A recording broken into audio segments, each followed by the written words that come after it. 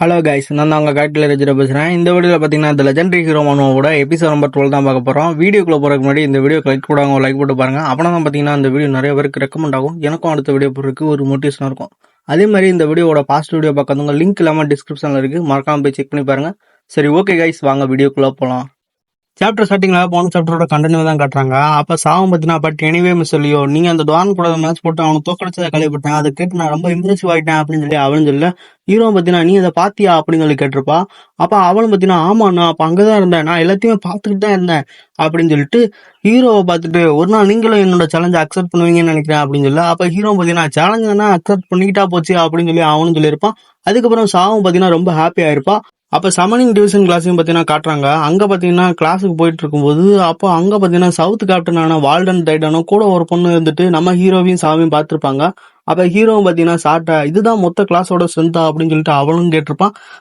சமனிங் class அப்படிங்கிறது கொஞ்சம் popular இல்லாத கிளாஸ் தான், அதனால இங்க டெஸ்ட் கிளாஸ் வேறையா, அதனால ஸ்டூடெண்ட்ஸ் எல்லாம் கொஞ்சம் கம்மியா தான் இருப்பாங்க அப்படின்னு சொல்லி அவளும் சொல்லியிருப்பா. அப்ப ஹீரோவும் எனக்கு புரியுது, ஆனா கிளாஸ் இந்த மாதிரி இடத்துல நடக்கும்னு சொல்லிட்டு நான் நினைச்சு கூட பார்க்கல அப்படின்னு சொல்லி ஹீரோவும் சொல்லியிருப்பான்.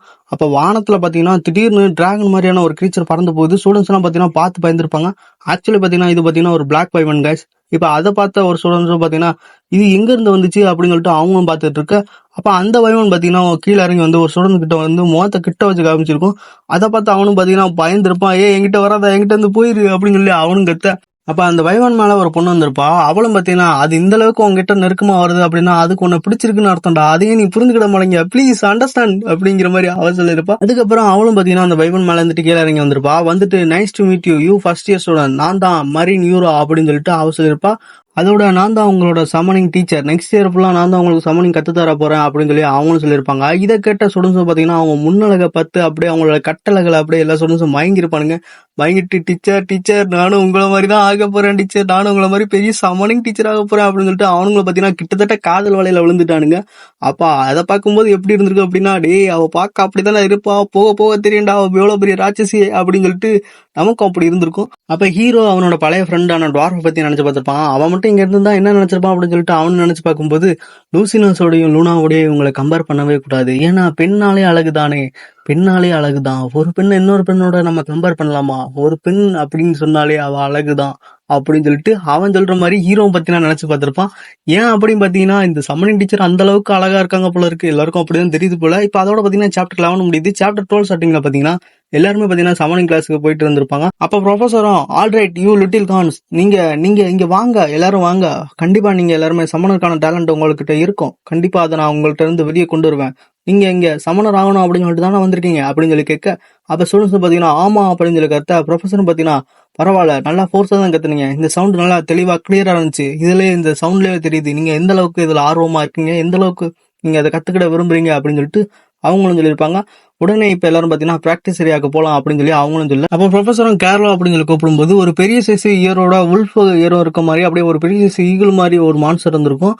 அதுகிட்ட பாத்தீங்கன்னா ஒரு பர்சன் வந்திருப்பாரு. இவரோட நேம் தான் பாத்தீங்கன்னா கேரளா. இவர் பாத்தீங்கன்னா ஃபர்ஸ்ட் இயர் சமனிங் கிளாஸோட அசிஸ்டன்ட் ப்ரொஃபசர், அதோட அசோசியேட் ப்ரொஃபசர் அப்படின்னே சொல்லலாம்.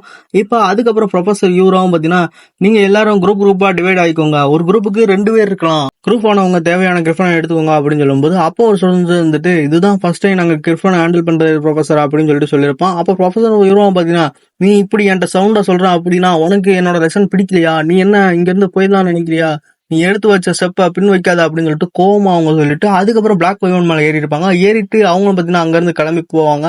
அது போறதுக்கு முன்னாடி பாத்தீங்கன்னா எல்லாரும் ரெடியாங்க அப்படின்னு சொல்லிட்டு போயிருப்பாங்களா. அதுக்கப்புறம் ப்ரொஃபசர் கார்லாவும் பாத்தீங்கன்னா மற்ற ஸ்டூடெண்ட்ஸை பாத்தீங்கன்னா வாங்கப்பா வாங்க, சீக்கிரம் வந்து கிரிஃபனை எடுத்துட்டு நம்ம ப்ரொஃபஸரை ஃபாலோ பண்ணி போங்கப்பா அப்படின்னு சொல்லி அவரும் சொல்லியிருப்பாரு. இப்போ ஸ்டூடெண்ட்ஸும் டீம் ஃபார்ம் பண்ணிட்டு அந்த கிரிஃபன் மேல ஏறி இருப்பாங்க. சிலர்ட்டு பாத்தீங்கன்னா அது ஜென்ரலா நடந்துட்டு இருந்திருக்கும், சிலர்ட்டு பாத்தீங்கன்னா கோமாளித்தனமா நடந்துகிட்டு இருந்திருக்கு. அப்ப ஹீரோவும் டேக் ஆஃபுக்கு ரெடியா இருந்திருப்பான். அந்த சமயத்துல பாத்தீங்கன்னா சாவும் வந்திருப்பா. அவளும் நம்ம ஹீரோட்ட நான் கிரிஃபனை ஹோல்டு பண்ணலாமா அப்படின்னு சொல்லி கேட்டிருப்பா. அதுவும் நான் கிரிஃபனை ஹோல்டு பண்ணலாமா எங்மா சார் அப்படிங்கிற மாதிரி கேட்டிருப்பா.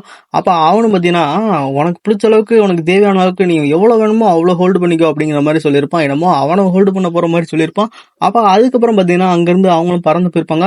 கடல் வானம் அப்படின்னு சொல்லிட்டு எல்லாத்தையும் அப்படியே தாண்டி பறக்கிற மாதிரி ஸ்டூடெண்ட்ஸ் எல்லாம் பாத்தீங்கன்னா பறந்து போயிட்டு இருக்க. அப்ப அவங்களுக்கு மேல பாத்தீங்கன்னா ப்ரொஃபசர் ஹீரோ பாத்தீங்கன்னா பறந்து போயிட்டு இருந்திருப்பாங்க.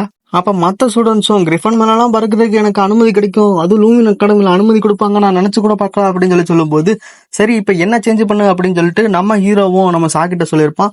அப்ப அவளும் பாத்தீங்கன்னா இன்னும் கொஞ்சம் தூரம் ப்ளீஸ், நான் இன்னும் கொஞ்சம் தூரம் இது மூலம் ரைட் பண்ணிக்கிறேன் அப்படின்னு சொல்லிட்டு அவளும் பாத்தீங்கன்னா போயிட்டு இருந்திருப்பா.